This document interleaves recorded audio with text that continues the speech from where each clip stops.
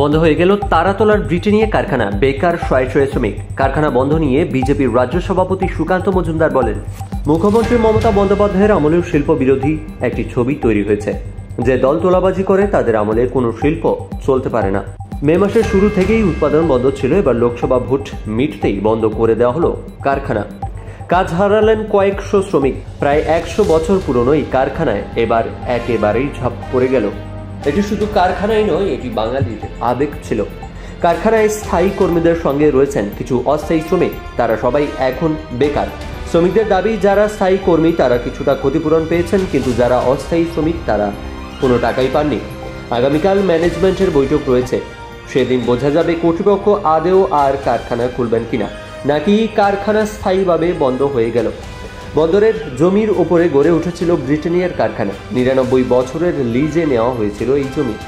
সেই জমি নিয়ে কিছু হয়েছে কিনা তা এখনও স্পষ্ট নয়। তবে আগামীকাল অস্থায়ী কর্মীদের সঙ্গে বৈঠকে বসবে কারখানা কর্তৃপক্ষ, তখন বোঝা যাবে অস্থায়ী কর্মীদের ভবিষ্যৎ কি হতে চলেছে।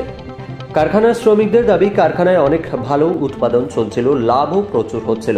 তারপরেও কেন যে কারখানা বন্ধ হয়ে গেল তা এখনো অবধি বোঝা যাচ্ছে না। আগামীকাল অস্থায়ী কর্মীদের সঙ্গে কারখানা কর্তৃপক্ষে বসার কথা রয়েছে।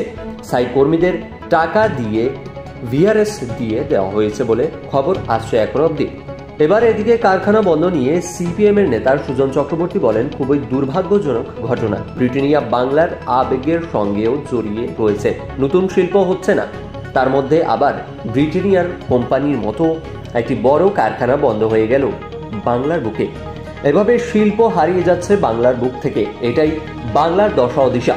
মুখ্যমন্ত্রী ও তার দল যেভাবে চলছে তাতে সুরাহার কোনো ইঙ্গিতই পাওয়া যাচ্ছে না। শিল্পর এভাবে দিনের পর দিন হনন হচ্ছে। মুখ্যমন্ত্রী এবার কি করবেন সেটাই এবার আমাদের দেখার বিষয়।